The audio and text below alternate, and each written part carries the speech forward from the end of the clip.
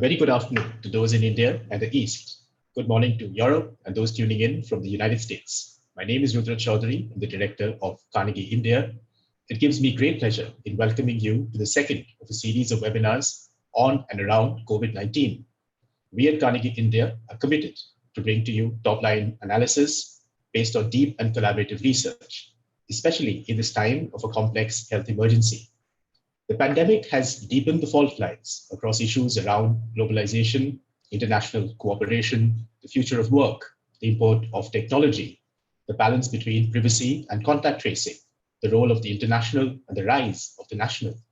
These are only some of the areas of interest that our scholars and research teams investigate and explore. Our work on COVID-19 is organized in a dedicated webpage accessible through our website, carnegieindia.org. Today's webinar is titled Coronavirus and the Future of Globalization. In his 2002 master account, Joseph Stiglitz warned of how the removal of barriers and rise of free trade agreements would ultimately break the back of globalization. Humane globalization is how Stiglitz advocated. That globalization, or the want to integrate national economies and ideas, stood challenged, was clear at the time of the 2008 financial crisis, Brexit, anti-immigration policies by national governments, and the expected backlash from free trade regimes came to a pass. On first sight, the outbreak and spread of COVID-19 appears to have accentuated fault lines that predated the present global health emergency. It has further strengthened the call for rapid deglobalization. The calls for the fast rise of protectionism, populism, nationalism, we're told by experts from different parts of the world, will be the likely trend that will displace the rules of international politics. But is globalization really over? What about the immense humane and human effort to connect the people and disciplines from different parts of the world organically, creating new ecosystems for sharing and cooperation, most evident in the search for a solution to the pandemic? Is economic protectionism necessarily going to define the near future? What will international reorganization look like? And what role will India play in these times? Will the intense and continuing competition between China and the United States divide the world into two camps? And what role will technology play in these times of extreme geopolitics? To examine these questions and a lot more, we're joined by a very special set of speakers, Ambassador Gautam Bambawale, Professor C. Rajamohan, and Rajesh Bansal. Ambassador Bambawale worked in the Indian Foreign Service for 34 years, between 1984 and 2018. He has been India's ambassador to Bhutan, Pakistan, and China. He was stationed in Washington, D.C. during the Indo-US nuclear deal and has worked at the Prime Minister's office. He has had 17 years of experience in dealing with China. He is currently a professor at the Symbiosis School of International Studies. He is also the convener of the Asia Economic Dialogue, organized and supported by the Ministry of External Affairs and the Pune International Center. He is also a member of the Advisory Council at Carnegie India. Professor Rajamohan is the director of the Institute of South Asia Studies in Singapore. He was the founding director of Carnegie India. Raja has been a professor at Jawaharlal Nehru University, the Nanyang Technological University in Singapore. He's the author of several crucial books on security and international politics, including Samudra Manthan, Sino-Indian rivalry in the Indo-Pacific, and more recently, Modi's World, expanding India's sphere of influence. He has held the Alfred Kissinger Chair in International Affairs at the United States Library of Congress and served on India's National Security Advisory Board. Professor Mohan is the best-known commentator on India's foreign policy and writes a regular column for the Indian Express. Rajesh Bansal leads the Carnegie India's Technology and Society program. His research focuses on financial technologies, particularly electronic payment systems, cash transfers, and digital financial services to enable inclusive development. Rajesh served as the Asia Regional Director for BFA, a global consulting firm leveraging finance and technology across markets in Africa, Asia, South Asia, related to digital ID design and strategy, social safety nets, and national payment strategies. He was one of the key architects of India's Stack, a digital ID-based infrastructure for a cashless service delivery platform in India, and that he was also the director of the Unique Identification Authority of India. Before I turn to our special guests, a couple of housekeeping points. We have 250 people logged on to this call, mostly on YouTube Live. Hence, taking voice questions will be very hard and not very feasible. So if I could please request those on Zoom to go down to the bottom center. There's an icon there saying Q&A. Please add your questions. Please keep them short, and I will club them together and relay them to our very special speakers. Similarly, for those who have logged on YouTube, the questions will be relayed to me in real time by our team, and I will pass them on to our speakers. With that, could I please turn to Professor Raja Mohan for his opening remarks? Thank you, Rudro, for inviting me for this webinar. It's a very interesting theme. It's a special pleasure to be back at the Carnegie India, so thank you for connecting me back. What I thought I'll do is really just in the 7 minutes that I have, just make 4 brief points about globalization, and then say a word about where India ought to be going in this. The first question, I think, one of the assumptions, we made about globalization was that the benefits from dispersal of production, taking production to points where it was the cheapest and the most efficient to do, will produce outcomes that are beneficial to everyone within every society. This idea that the benefits from this transnationalization of production, creating long supply chains, would benefit all people. But I think that questioning of this model was already beginning to happen. A community in Ohio which seen its factory go to Mexico or China was not buying into this. And in democracies like the US or the UK, where these people are mobilized to challenge the very model on which globalization was built. So what the corona crisis has done is really to intensify it. For example, on the supply lines argument, must the US depend on China for the supply of all its drugs? While the abstract question whether there is vulnerability to globalization of the supply chains, the corona crisis proved in a specific case when it came to the health, relying on the US was going to be, relying on China was really a problem that in the short term at least, it created problems for managing the thing. The broad underlying this is really, the second point I wanted to say was really the questioning of the capitalist model itself, that by outsourcing production and insourcing labor, you're really raising the question, what are nations? Are they merely economic units for the benefit of capital? Or are they cultural communities? That is, if we bring in too many migrants into a society within a lifetime, what it does. So therefore, migration, as you mentioned in your initial remarks, became an issue. And one of the first things we saw in the corona crisis were really people shutting down their borders. That because the hyper-connectivity, the hyper-movement of people that we've seen happen, that is really being questioned. Is it really necessary? Can we use technology to change it? That question is being posed, some good, some bad. The third set of issues is really on the technology, which again you mentioned. The digitalization was supposed to, transcend borders. We're going to go into this happy world of stateless, borderless world. But what we've seen is really how China used these technologies to expand its domestic control, as well as export some of these technology to the rest of the world. So when people say, look, China did very well in controlling the virus in the initial phase, the kind of measures that were used, the kind of technology that was used, can they really be used in democracies? Can you use the kind of mass surveillance? Can you do the mass lockdown of the type that was done in Wuhan? So that question of what are the values, how do you relate to the political order in a particular society, can you, in dealing with the virus, can you do those measures that China has done? So the values became linked to technology. The fourth set of issues, I think, is really about China itself. One of the assumptions about globalization, when China joined the World Trading Organization and when China got the permanent normal trading relationship in the US, that China's entry into the global system and integration of China is going to be good for everyone. But now people are asking, has China gamed the system and using its integration for unilateral national advantage? Many in the US believe China will be like us, China will be a stakeholder, responsible stakeholder. But I think that was somewhat naive. I think China wants to be a great power, and you can't grudge them that. But if China is leveraging its privileged position in the manufacturing sector for national advantage, then it is a problem for the other societies. And that has become a major argument today, those who look at the crisis and its consequences. Finally, on the question of institutions, global institutions, the idea that supranational or transnational or multilateral institutions will mediate the conflict between major powers, will create conditions for global activity that it serves the interests of everyone.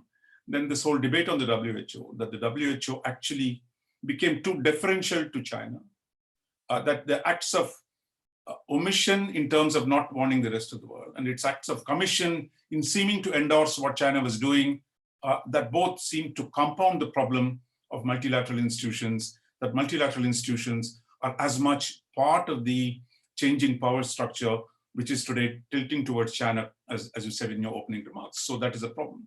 So where does this leave India? I think for India, I think as we look ahead, the multilateral institutions are going to be rearranged, restructured.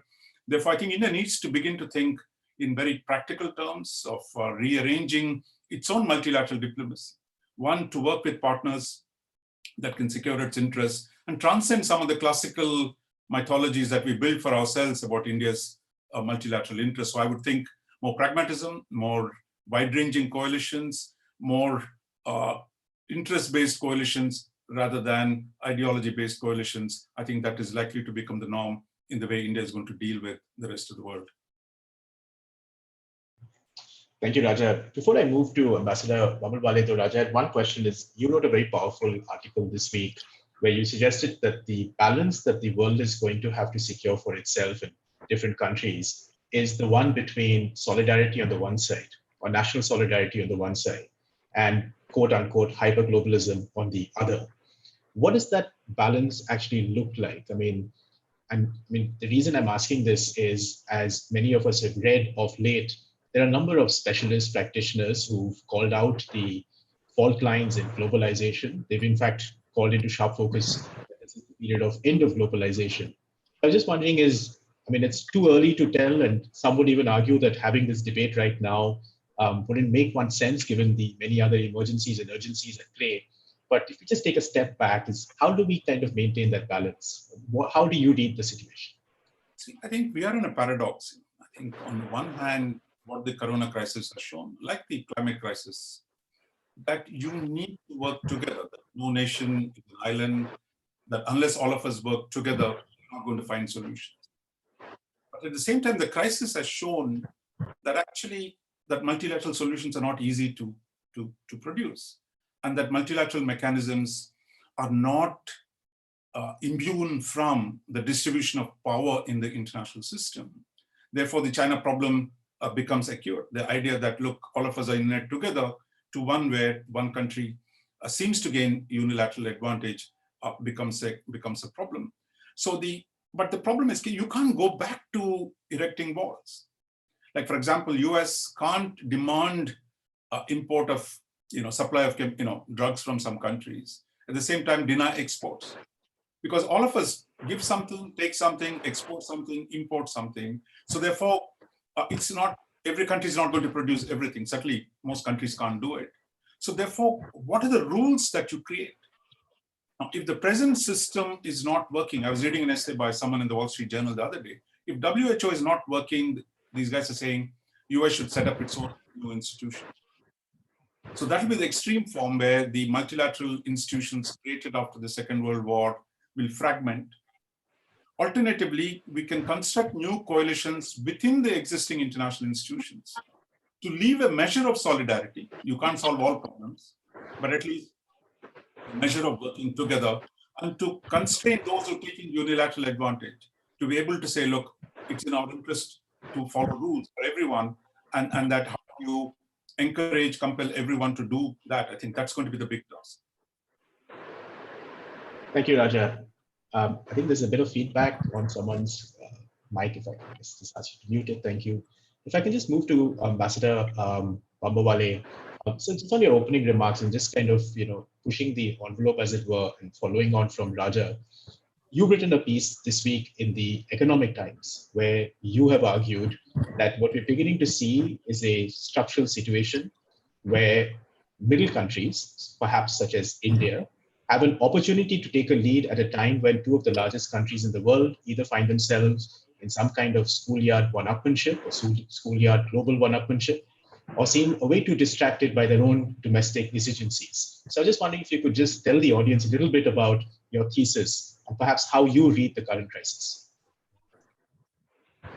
Thank you so much, Rudra, and it's a great pleasure to be on this webinar on the Coronavirus and the Future of Globalization with Carnegie India.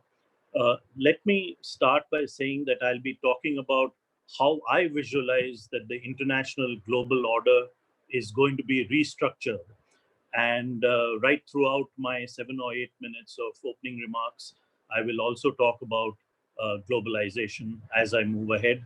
But my main focus is going to be on how I visualize the reordering of the international global order.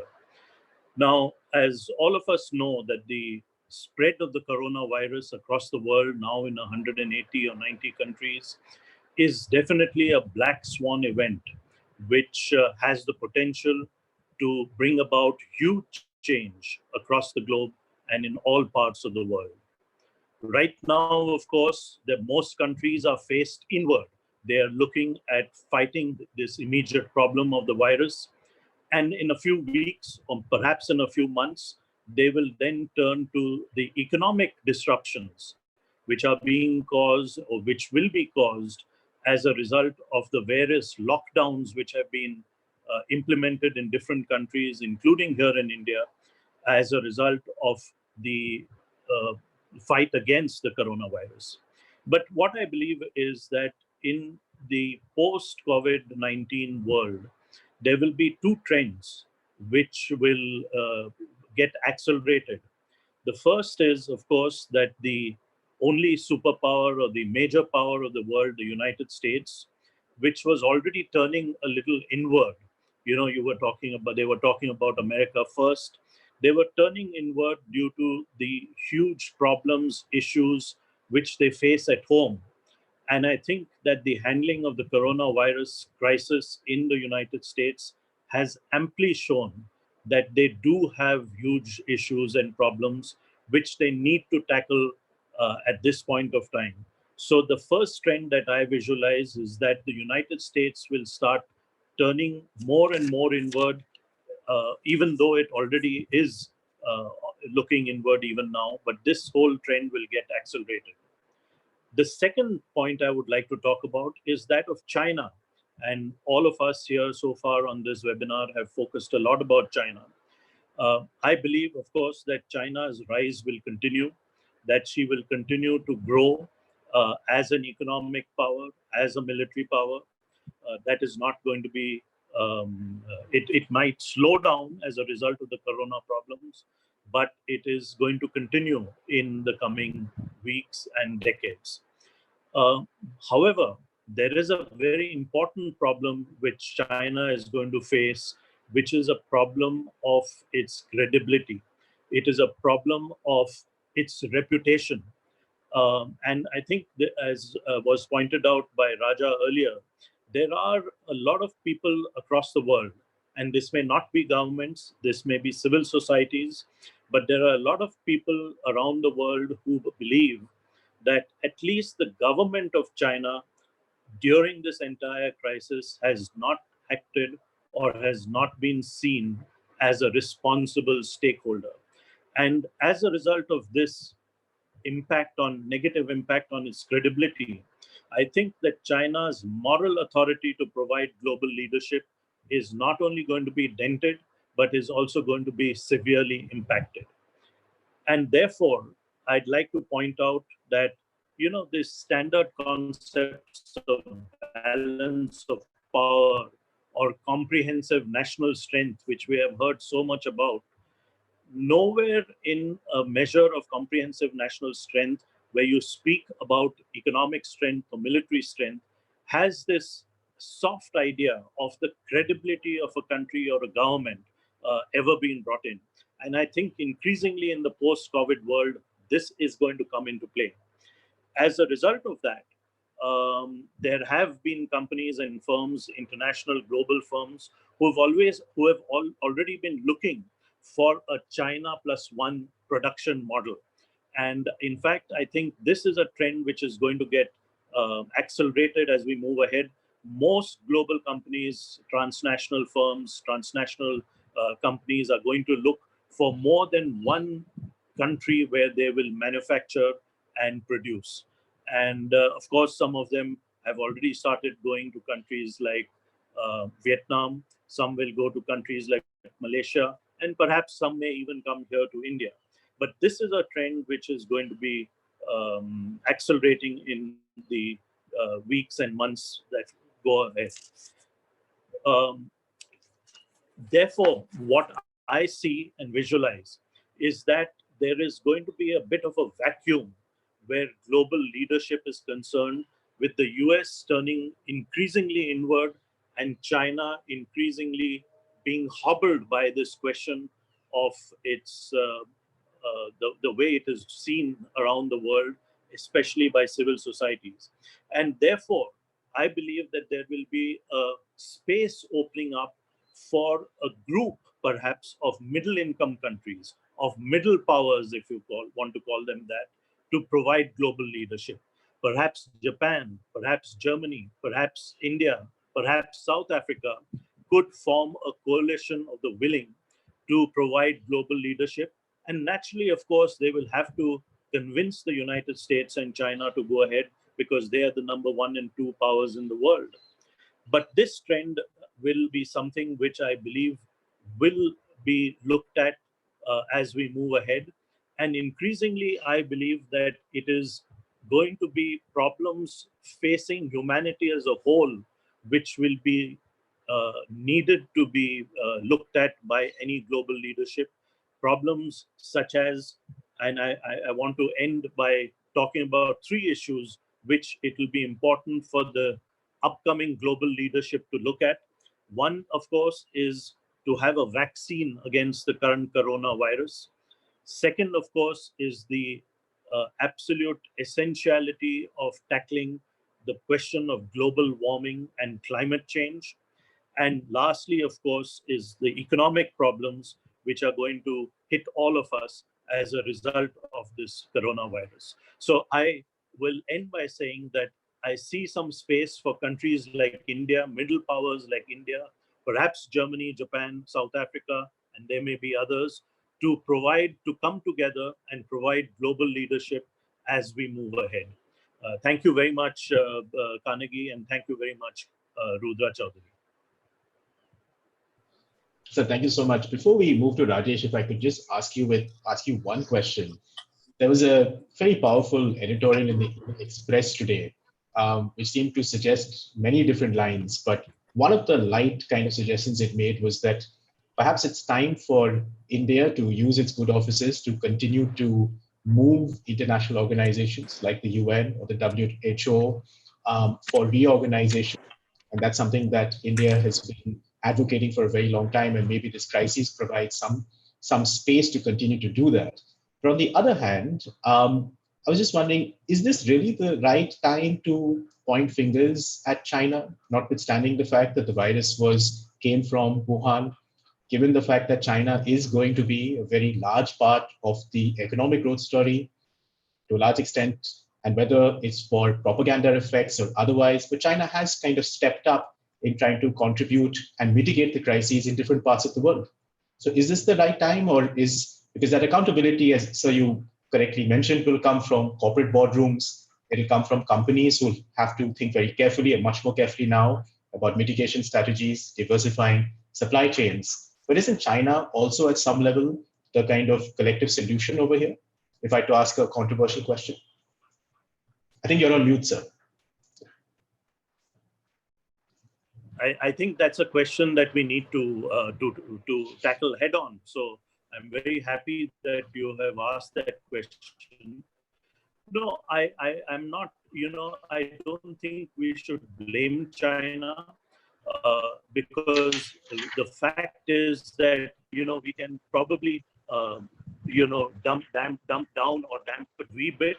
But I think one thing that the coronavirus and the way it spread across the world has brought home is how interdependent the world is.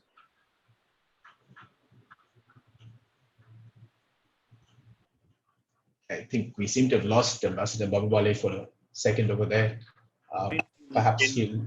I would say that there's no point in pointing fingers, but we think, I believe that there is space. Yeah, I think we've. So if you could just repeat that because we lost Yeah, all the I think there connection. was a bit of a disruption. Yeah. Yeah, If you could there's just a bit of a disruption. But yeah, what I was saying, to just summarize, is that I agree that we can globalization may get negatively impacted as a result of the coronavirus.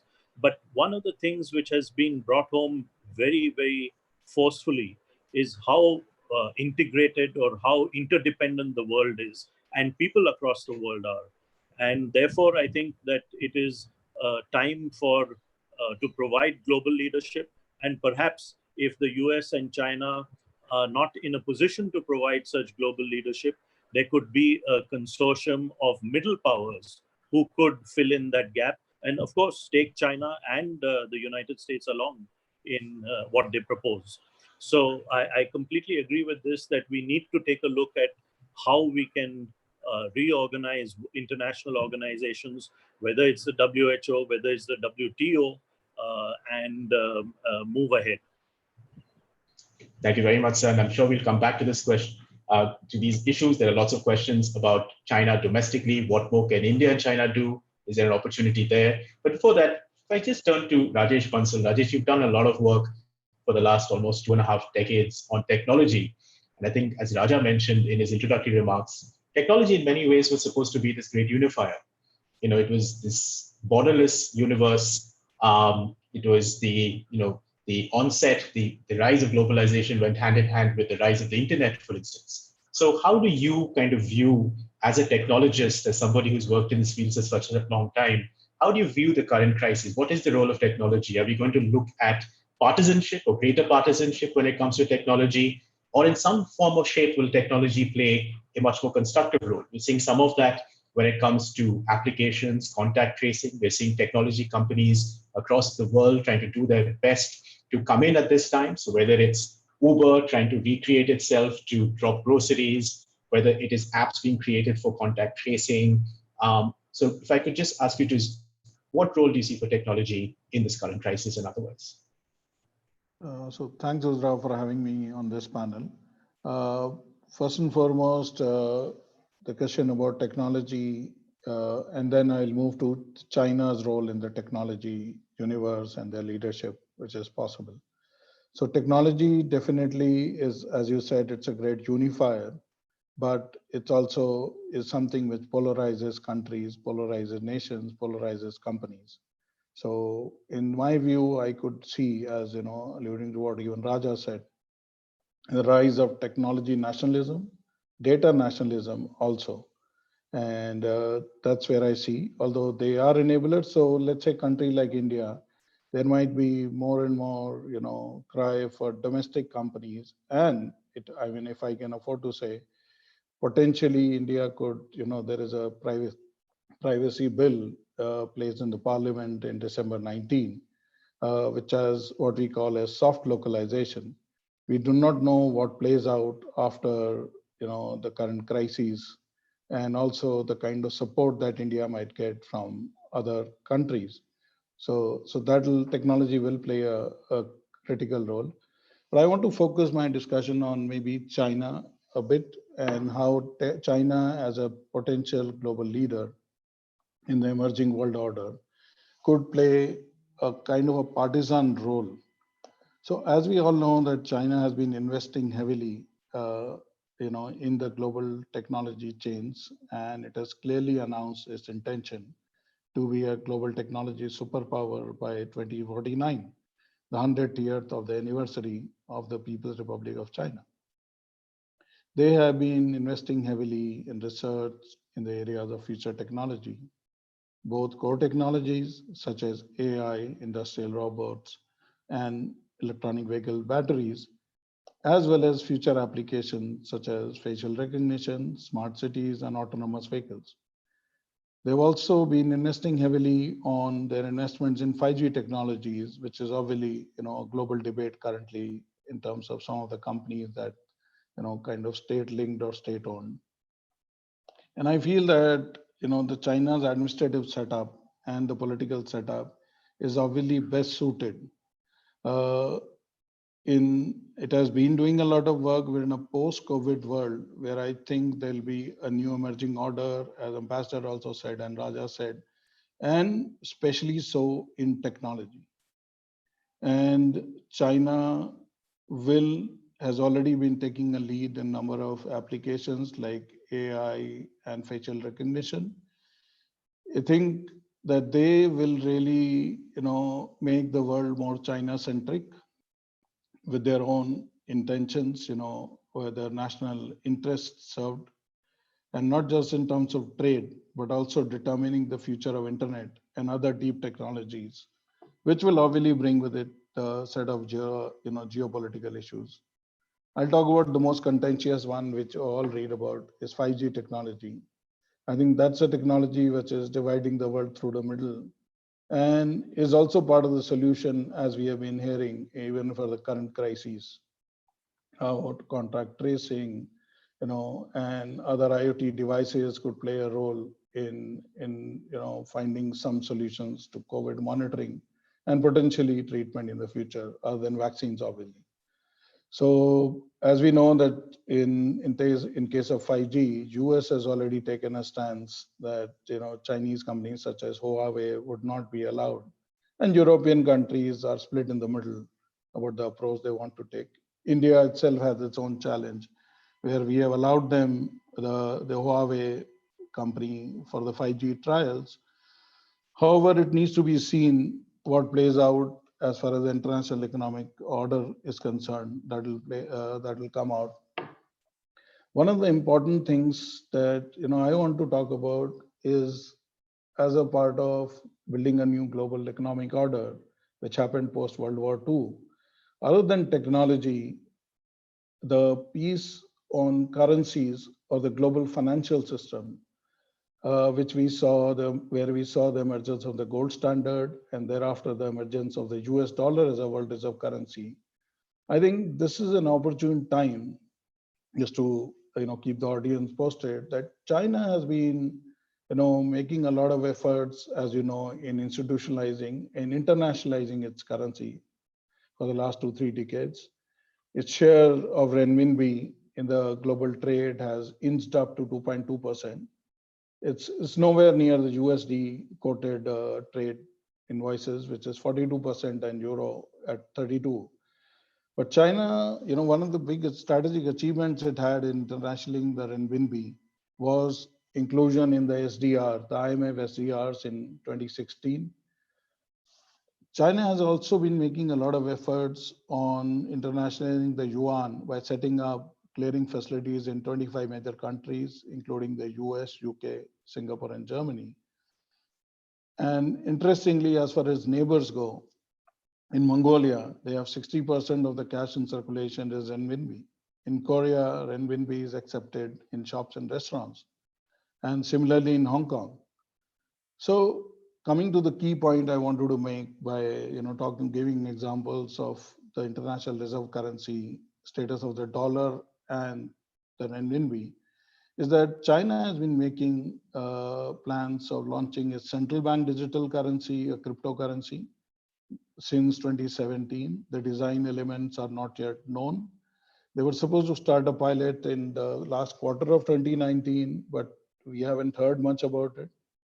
I recently read reports, even this month, that PBOC, the People's Bank of China, it seems to be in an advanced stage to launch its central bank digital currency. And what is the relationship of a CBDC with international trade is similar to the US dollar post World War II scenario. So I personally feel that in terms of technology, one of the biggest, so to say, moments for China is to not just, leverage its investments in AI, but also leverage its readiness for a central bank digital currency to start aggressively, start ensuring that there is global acceptance, and countries which are going to go through a lot of economic crises in the next year or two would be more than happy to actually allow China to invoice trade and providing aid in the central bank digital currencies and the US continues to falter. I'll just end with saying that if not now, if I was in Beijing, I mean, the top of mind question should be, if not now, then when? I'll stop here, Rudra. Okay, thanks, Rajesh. I have to say that, there seems to be like an overtly negative view on just about everything that China does. And I think I'm going to try my best in this conversation because some of it almost just seems lightly conspiratorial. So I'm going to try and bring some of this back to some balance when it comes to China. Let's not forget that China also plays a hugely cooperative role across the board through multilateral organizations, through regional organizations, etc. And I think that story is very important to tell. And perhaps I'll pivot to Raja in a bit. But before that, and we've got a volley of questions which I'm going to cluster together and bring it back to the panelists. We've got Kiran Mazumdar-Shaw, who's also the chairperson of Biocon and also an advisory council member at Carnegie India. So Kiran, if I could just ask you to come in with your questions or thoughts. Thanks, Rudra, and thanks to all the speakers who have actually shared some very insightful views and comments on the future of globalization pertaining to the onslaught of coronavirus. Now, I slightly hold a contrarian view to what people have been talking about China. I think China, despite the fact that it is in a very strong position today because it has handled the corona crisis very effectively, it has actually bounced back in terms of its economy, and it will basically be very, very strong, going forward. And given all its technological prowess and everything else, I also want to sort of, comment that the worst affected economy is the US. And I therefore believe that this, this war between US and China is only going to become more intense. That is my view. Because of that, I don't think US would like to see China becoming stronger and stronger, and they are going to do everything it takes to alienate China and keep it in its place. That is my view, okay? Despite all the things that are going in favor of China. And I think what is going to happen is that this alienation is actually going to basically see India in this crossfire. India has, a decision to make, a strategy to basically develop to see how it can actually, with stealth, take advantage of this conflict in the way it helps itself, in the sense that it needs to ally with the US for sure, because US does need, US and Japan will need a country like India to really mitigate what China is going to basically, the China alienation will bring to this particular equation. So I really believe that there are many Asian economies which can actually be developed as manufacturing, countries and take over a lot of what China's been doing right now. I'm sure you will see companies like Apple doing more business with non-Chinese kind of economies, and so on and so forth.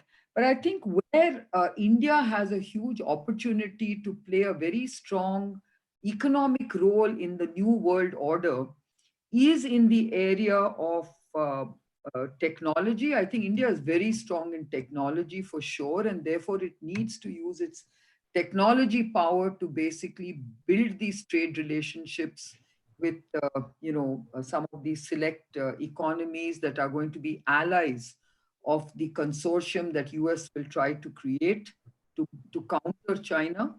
And we also have a huge opportunity in manufacturing, which we really have done a very poor job of.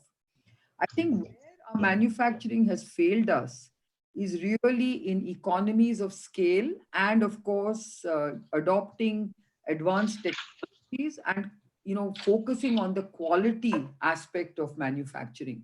And if we can actually focus on these aspects and choose a few sectors. I know that I'm focusing on biomedical as a very, very important sector where we can very easily become a very important innovation and trading partner along with many of these countries that you spoke about. Because as you very rightly said, China has done extremely well in every technology field, including the whole biomedical biotechnology aspect, because the amount they've invested in this whole area of informatics, genetics, and biosciences is amazing. I mean, today No, anything. thanks, Kiran. I think that's absolutely important. I think that's a good cooperative note. So I don't mean to cut you off, but if perhaps I'm going to bring that back to the panel in a second and just add a couple of other questions. We've got a volley of about 30, 40 questions, which I'm just going to plug together. But I think that again, I think that again just kind of demonstrates the importance of China in this. But if I can just come back, perhaps if I could just start with Raja. Just question of China, Raja. I mean, there's an increasing narrative that,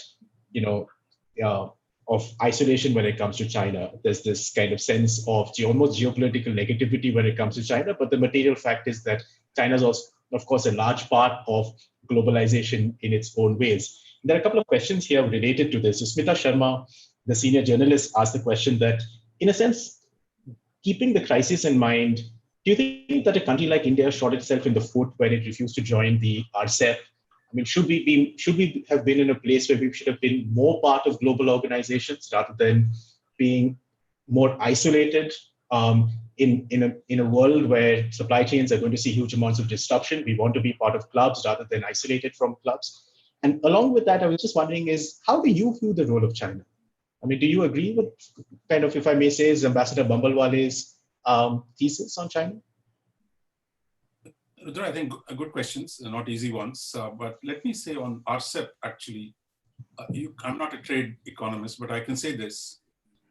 Following the corona crisis, a lot of people are saying, look, if globalization is under stress and there is going to be some deglobalization, being part of RCEP would have been disastrous. So I'm not passing judgments that actually that it might have been a smart move to have stayed out, provided, of course, you do now the kind of thing Kiran is talking about, do trading arrangements, new bases bilaterally with other countries. So I think the RCEP story is over, because globalization, if it is going to take a beating, then I think RCEP itself is going to be, I think, under some stress.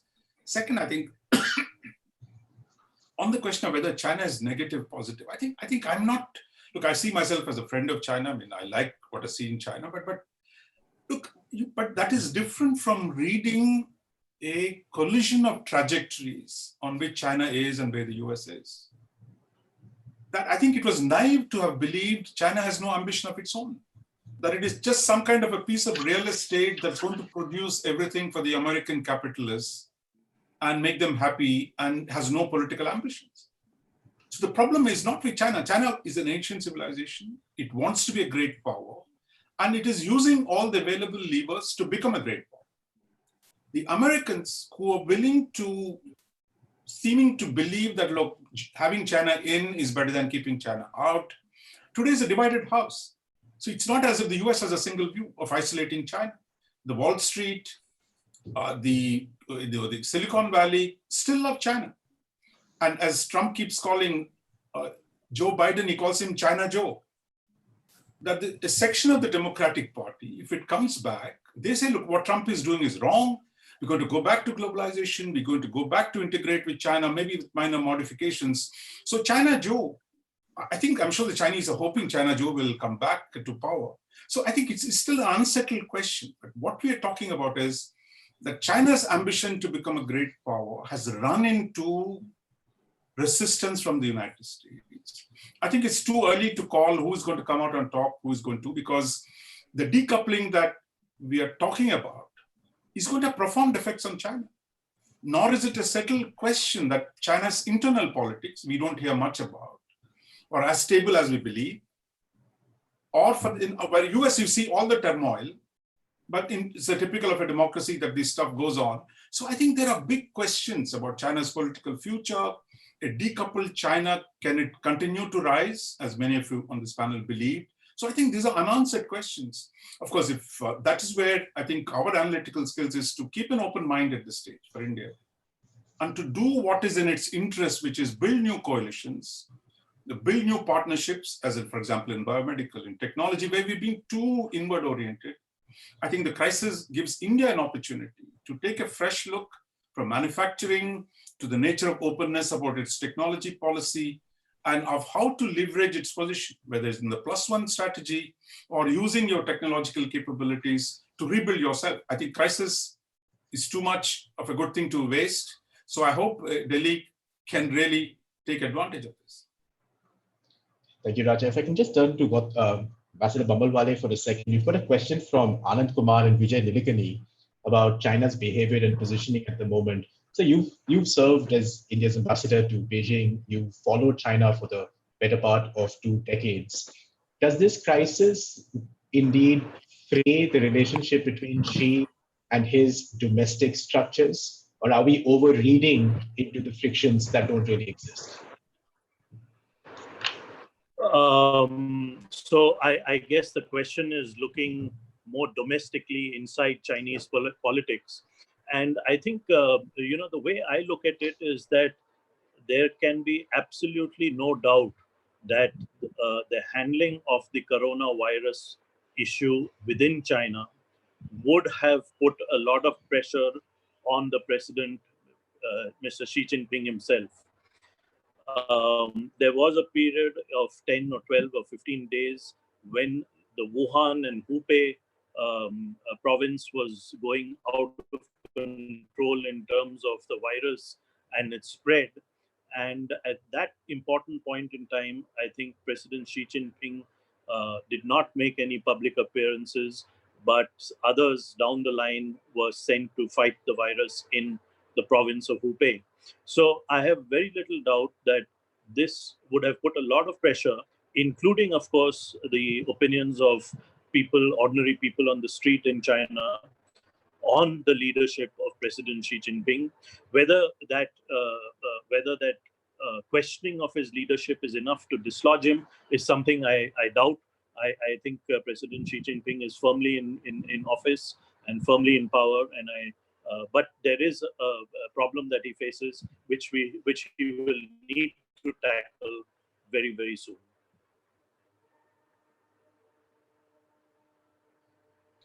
As I've kind of got you, if I could just ask you a question, there's a question coming in from Ketiki from the Tata Consulting Services. And she asked the question is, do you think that the Indian government at this particular point of time, with the need to protect domestic industry, domestic supply chains, is there a tendency for us, and this is, I guess, a classical economic protectionist question, is there a tendency for heavy-handed government regulation when it comes to MNC? And I ask you this question as a diplomat, because I also see that you're a senior advisor to Ola. So I'm guessing these are conversations that must be coming up, although Ola, of course, is an Indian firm. So any reflections on that, sir? No, I think India will try its very best to leverage the current situation. And I mentioned it in passing, and other speakers have also mentioned it, that, international firms, international companies are looking at spreading their manufacturing and production bases beyond China. Even before the coronavirus, there were companies who were looking at China +1. Now it would probably be China +2, maybe China +3, and which therefore gives India a greater possibility of relocating certain production facilities of international firms here in India. And I think the government of India will try to do its best. And more importantly than the government of India, it's the governments of the state governments in India, the states of India, who will move to try to leverage this particular situation that we will find ourselves in. So I think more than the government of India, people in business should be looking at what governments in the different states of India are doing, because there is going to be a lot of competition amongst different states to be able to bring in this possible foreign investment. Thank you. Thanks, and Rajesh, if I could just turn to you, there's a question from Faizan Loan. The question's more on the impact of the economic competition between China and the United States on India. You're somebody who's worked in markets across Asia, albeit you've worked more on digital products. You've worked in Africa, for instance.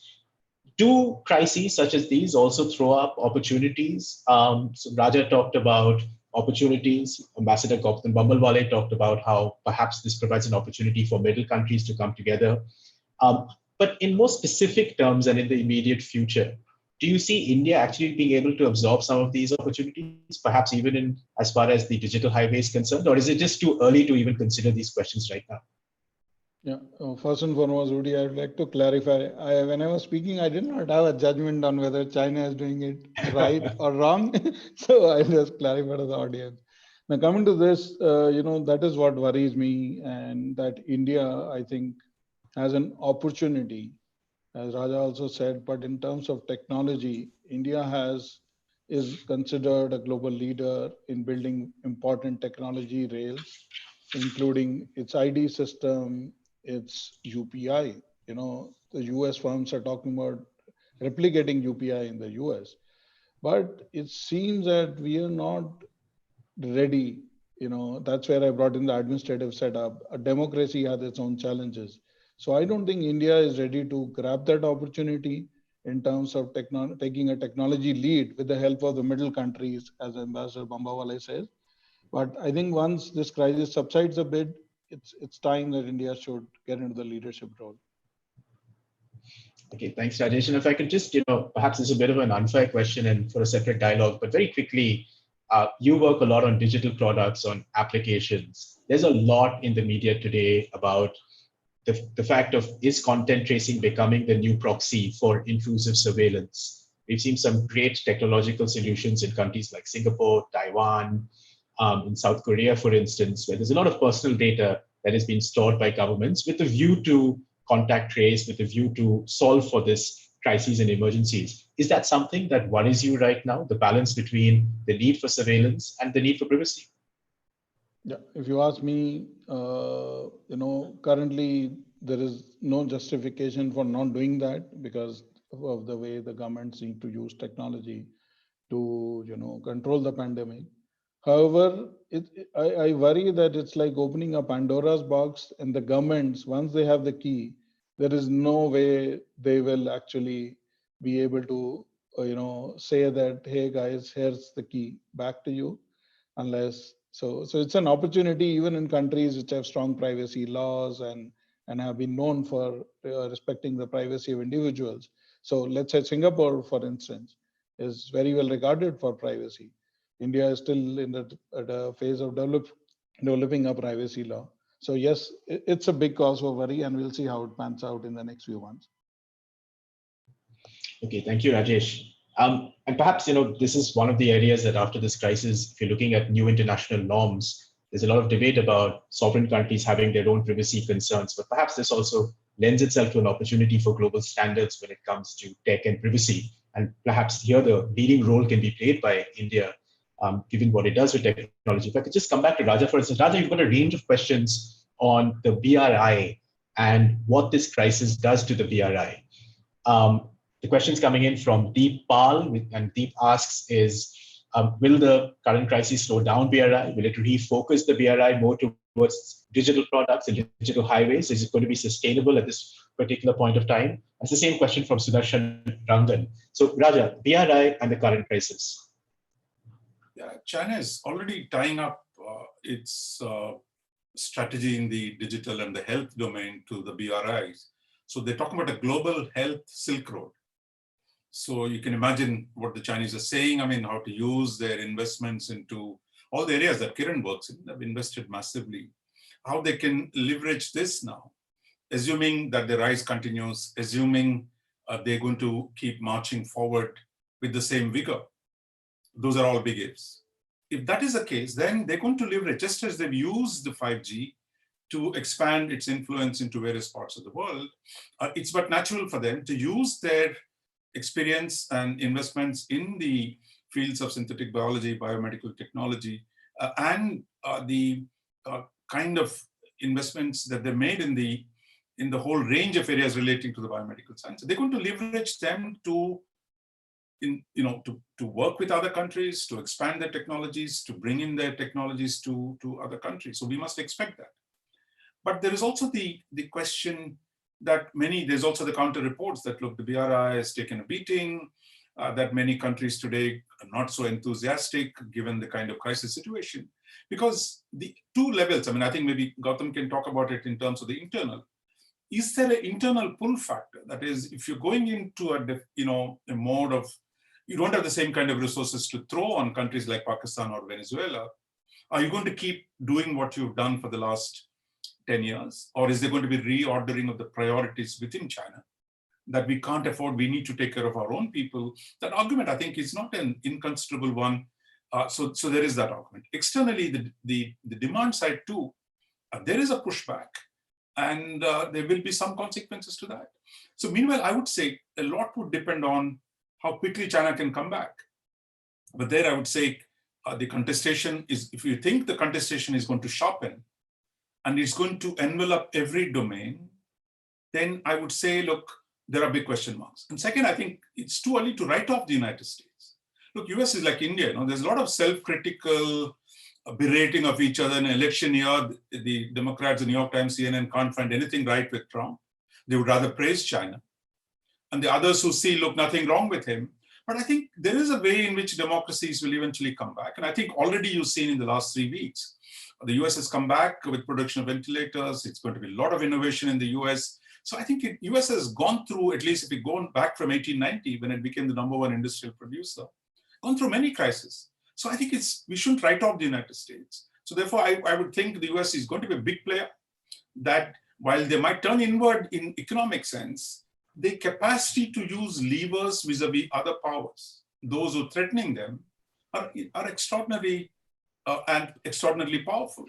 So the argument about turning inward is, look, why am I paying for Japanese security? Why am I paying for the European security?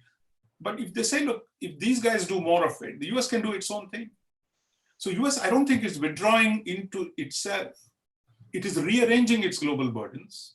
It's telling its friends to do more, and it's going to concentrate on a few areas. If it vacates the Middle East, there's a lot more the US can do in East Asia. And there's a lot more it can do with its partners. So I would say, look, at this point, we should not make definitive judgments and wait to see what we know is only one thing. Look, the pressures on globalization. There is a deeper contestation between US and China. And how do we adapt to this? That must be a strategy rather than passing judgments at this point of time. Thanks, Raj. I'm going to pivot to Ambassador Bambalwale in a second about his views on China, but also the role of the United States. But before that, maybe if I can just bring Kiran back in, and it's very kind of you to stay on, Kiran, is, a lot of the discussions in international politics and globalization is about protectionism, it's about sovereignty, it's about recreating a very connected global order. I mean, that, we can't walk back from there. But you live and you lead in the world of science, which is about cooperation, collaboration. You lead, you're looking at human solutions to the problem today, for instance. So in a sense, it's a very different world. So from where you are right now, given the crisis, what are the levels of cooperation that you're beginning to detect? So, Rudra, commenting on this whole area of, partnerships in biosciences and that particular area of research cooperation, I think India has been a natural partner of the US. I don't think India has even learned how to work with China. And you know that now going forward, I don't think US is going to encourage any research partnerships with China, because it's going to be very wary about China hijacking its intellectual leadership from US, and therefore it's going to even come down even more heavily. You've seen in the recent past, even before this coronavirus attack, you saw how how US came down on many of these the Chinese researchers who were passing on supposedly intellectual information to China, and how they came down very heavily on a large number of scientists. And I know what a backlash there was, because I do serve on the board of MIT, and MIT was trying to be, extremely fair to its Chinese faculty and its Chinese students, but they also were under the directive of Washington to say you are not to sponsor or encourage any kind of research cooperation with China. So that's how serious it is. And I think it's even going to get worse. So I think in that context, I think it augurs well for India to forge alliances and research partnerships with China, with the US, because there is a huge element of trust, given that there is a large presence of Indian origin scientists and researchers in India. So I just think that, this is a big opportunity for India because, we were just doing an assessment of the kind of resources we need to really build a very solid research ecosystem in India in biological sciences. And we believe that we have all the capabilities, but we've never really invested in building critical mass or scale in that kind of resource infrastructure. So I think this is where I think India needs to focus. I think I can tell you that the world order is going to change. I personally believe that yes, China is going to be a growing force, because I think even if US alienates it and if the West alienates it, it will start building its own consortium in Asia, and I think it's going to be a formidable consortium, and China is going to dominate this part of the world for sure. But I think it will find it very difficult if US really snaps all intellectual ties with China, because China does depend a lot on the US for a lot of that intellectual input. So that's my reading of things, and I Well, think that's India very helpful. should actually take advantage of this. That's very helpful, Kiran, and thank you for that. If I can just give back to Ambassador Bamalwale on how do you see the role of the United States? Raja kind of brings up, which I think is a moot point, which is the fact is no matter how hypnotic domestic politics in the United States might be, even in an election year, and we'll come back to that in a second of what elections in the time of a pandemic is going to look like. But the fact is the US is going to play an oversized role in international politics. Even in the Trumpian age, where we've seen selective withdrawals from multilateral organizations or multilateralism in general, the weight and the influence of the United States is still quite overawing. So I was just wondering if you could just comment on that. So how do you see the role of the US? Does this pandemic change the way the US thinks about the world, or the Trump administration's approach to the world? Look, I think I completely agree that the United States is, the foremost military power in the world today, and possibly the foremost economic power too. And I completely agree that there is no way you can write out the US or write off the US. They will come back stronger, but there will be a period when they will have to focus domestically and internally on some of the problem areas which they have themselves identified over the last few years. And I'd like to mention that, yes, I also agree with the other speakers that the US-China trade and technology war will become more intense in the years in the years going ahead. But and I completely agree that India will be caught in the crossfire. But let me also add that it's not just India which is caught in the crossfire. There are a whole host of other countries across the globe who will be caught in the crossfire. And let me go on to say that it is when you're in the middle ground, where you're talking to both the United States, you have a very strong partnership with them, and we have a very good relationship with China, despite the areas of competition between India and China. But when you have this middle ground, this is where I see the opportunity for India, as well as a group of middle powers, as I call them, to provide global leadership in this world, taking China and the US along, obviously. I'll also make one passing reference to democracies, Rudra, and if you permit me. A lot of people say that democracies cannot do this and cannot do that. And many people felt that democracies, especially a democracy like India, which is a developing country, cannot lock down as forcefully as other countries can. But you can see how Indian democracy has surprised everyone across the globe. our lockdown and our efforts against fighting the spread of corona are probably some of the stringest and strongest in the world. And therefore, I believe that, in the coming years, there's an opportunity for India to take global leadership along with some other countries. And I feel that we are going to be able to utilize and leverage this opportunity. Thank you, sir.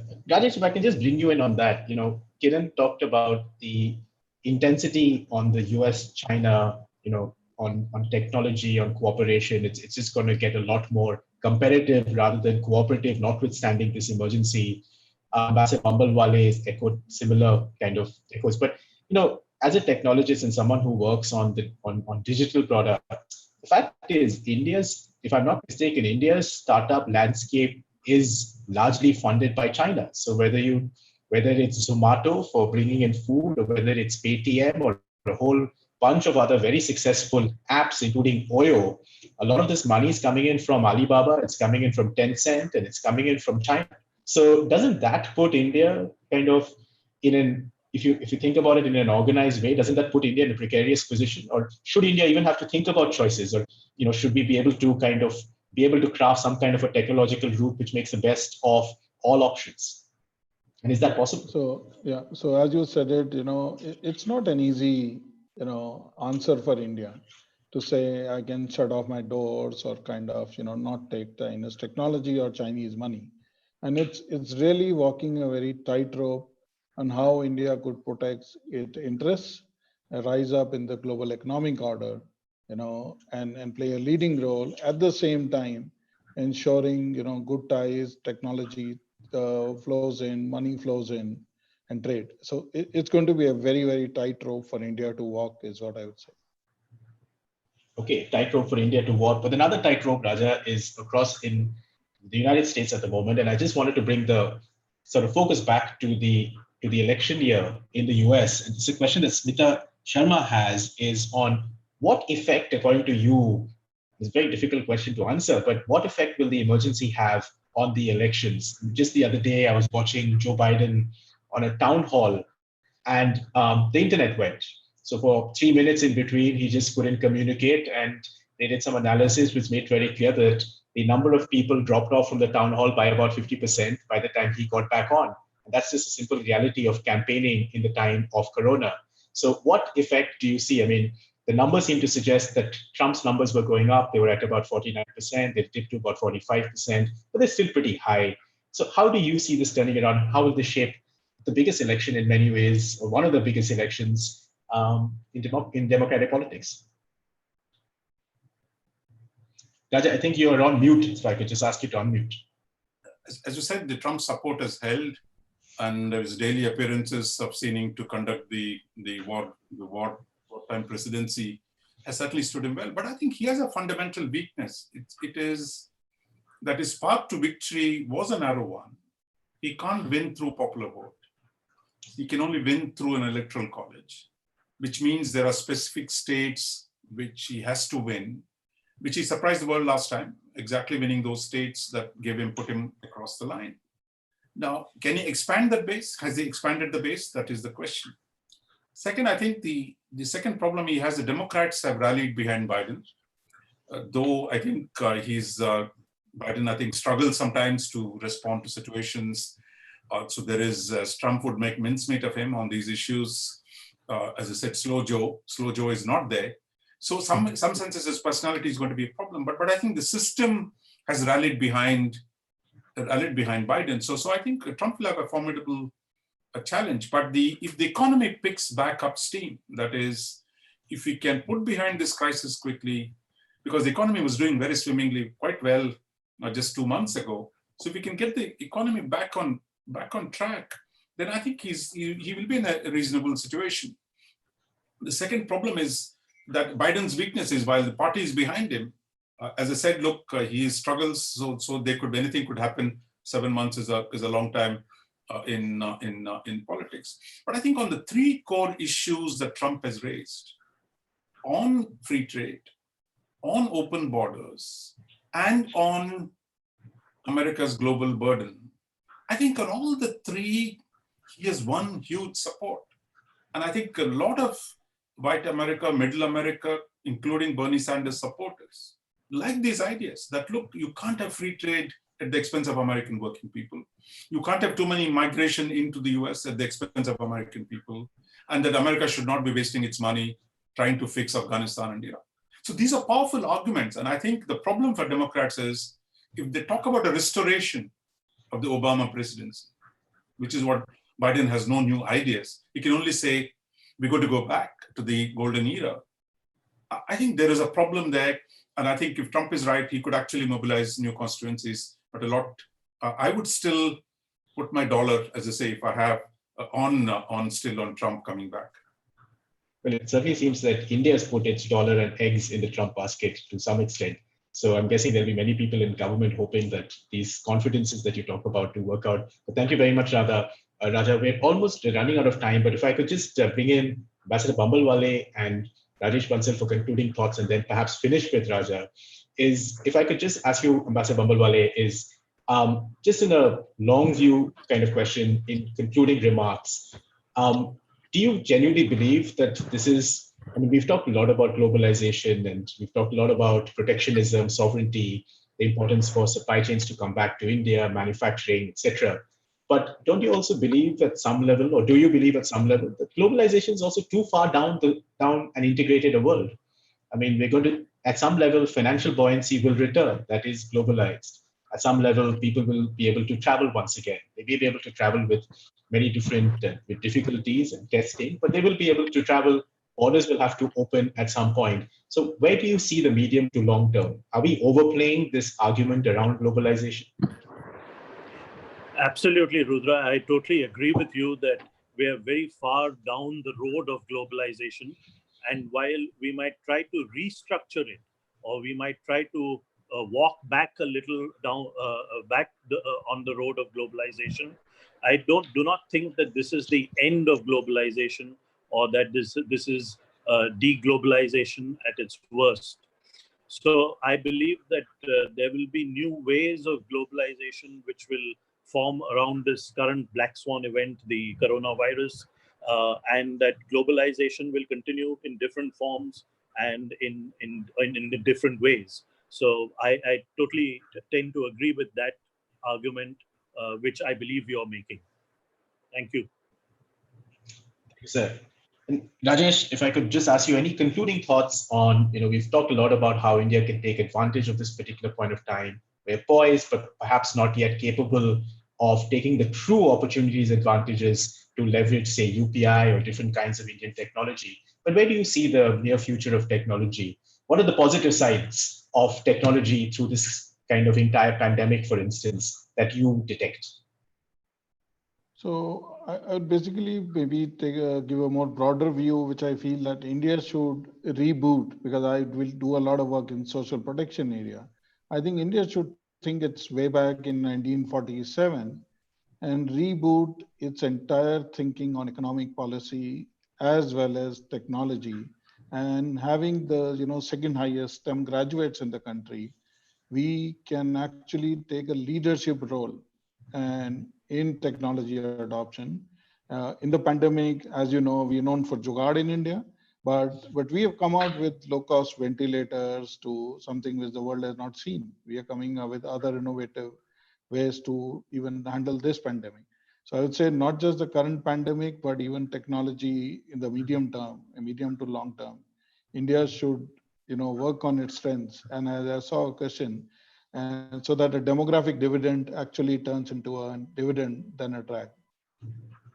So if I can just bring you back there for a second, Rajesh. So that's very much at the 50 to 100,000 foot view, and that's exactly right in terms of the question. But you're someone who built India Stack. You were part of the core team on Aadhaar. You worked with Nandan Nilekani and others in building out the largest digital ID program in the universe. Were you surprised by the current efforts to pivot very quickly to some amount of technological solutions when it comes to the pandemic, or would you have wanted to see more? Is there a particular story that impressed you the most?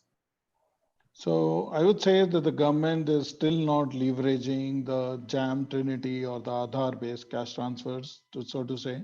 And so sorry for my bent towards social protection and immediate welfare of 400 million migrants rather than technology. But it's like we have built the key technology rails to reach a billion plus people today for any assistance that we need to give. So I feel a little disappointed that we are not leveraging it enough. The good news is that we are the only country who has the digital rails to reach a billion people today, and the government is leveraging it, although in a suboptimal manner. And Raja, just to end with you, and there's an ending question by Rahul Martin, one of the founding partners at Trilegal, who writes a lot on surveillance. And Rahul asks actually a really interesting question is, do you think the future of globalization to a certain degree is going to be a Niall Ferguson interpretation of network societies with increasing number of regional organization working in a federal kind of a structure rather than a move towards something a lot more holistic? No, I would think actually the state is back in a big way. So this idea that even regional organizations, I mean, where I live in ASEAN has not been able to do very much. The EU is struggling in the case of the crisis. So I wouldn't bet on, regional organizations. I think it's really the state is back fundamentally, both in terms of leveraging, surveillance technology, etc. in the case of China, but even in the US, the big state of actually delivering aid to the poorest sections of the people who've been hurt by the crisis, of giving handouts, actually checks. Can you imagine the US is doing it? That the state today, given the scale and the intensity of the crisis, in a way, people are talking about a New Deal, that actually the remobilization of those who are forgotten becomes important, whether it's in Singapore or the United States or in China, that this idea that the Silicon Valley can network with a few hubs in Bangalore or somewhere outside in Tsinghua University, and then world will be great, that myth has been shattered. So it is going to be a renewed interstate negotiation of rearranging the system. While there will be networks, there will be a whole lot of interaction between epistemic and scientific communities, but the state is come back as a principal mediator, and that its power is going to be felt both internally, where the populists want the state to come back in. They've had enough of leaving it to the capitalists on the one hand and to the Chinese on the other. So therefore, I think the role of the state is going to grow. Therefore, interstate, inter-national rather than international, transnational, supranational. So that I think some adjustments will be made in favor of the nation state. So just on that, and before we conclude, Raja, I take the point, but also fact is half of our GDP comes from external factors. It comes from trade. So if I can just ask an unfair question is, you're someone who served on the NSAB, you've commented and you've watched Indian foreign policy closer than anybody I know, is how does the current government then find that space between the need for the insight, which is going to become that much more intense, but yet the material requirement for the outside when it comes to just economic growth? No, I don't think we'll go back to the 70s. I mean, where India deglobalized from the 50s to the 70s to the 80s. So I think, but the relative exposure of India in terms of say we have 40% of the GDP to the exposed to the world, imports plus exports, not just exports. I think everywhere across the world, there is a downsizing of that exposure. In fact, there are some statistics out today. The share of trade in the global GDP is coming down. So I think that, and even in China, in the name of Make in China, in the name of manufacturing or industrial policy, that the Chinese have reduced the dependence on the world, rebuild their own economy. So therefore, I think the exposure, there will be some downward adjustment as you deal with the masses in the West, to deal with the working people, to deal with the people in the flyover country, to deal with the working classes which have been neglected. So there will be downward adjustment of globalization, but it's not going to be the end of it. We're not going to go and pull down the shutters as we did. But I think that's where, if the role of the state increases, are we smart enough to do some industrial policy when it comes to S&T, but at the same time open up for collaboration? Why is it that India has no foreign universities still in India, while China has so many American universities working there? So I think so state has never went away in India, but the question is, are we going to get a smarter state or the same state that only relies on the bureaucratic instrument? That is the big question for us. State is back, but I think we need a smarter state that can negotiate the new pitfalls in the international system wisely. Raja, thank you so much. I can almost see the title of the next book, Smart State ? And we're looking forward to the next manuscript in itself. But before I thank our special guests, I should just say we've got 2 other webinars coming up on the 28th of April and on the 22nd of April on the future of global finance and the relationship between surveillance and contact tracing. So please keep in touch. Please follow us on Twitter and look up our website for the latest analyses in and around COVID-19. But Ambassador Gautam Babawale, Professor Raja Mohan, Rajesh Bansal, thank you so very much. And thanks to our audience and the special appearance from Kiran Mazumdar Shaw on this particular webinar. So thank you very much. Thank you, everyone. Thank you.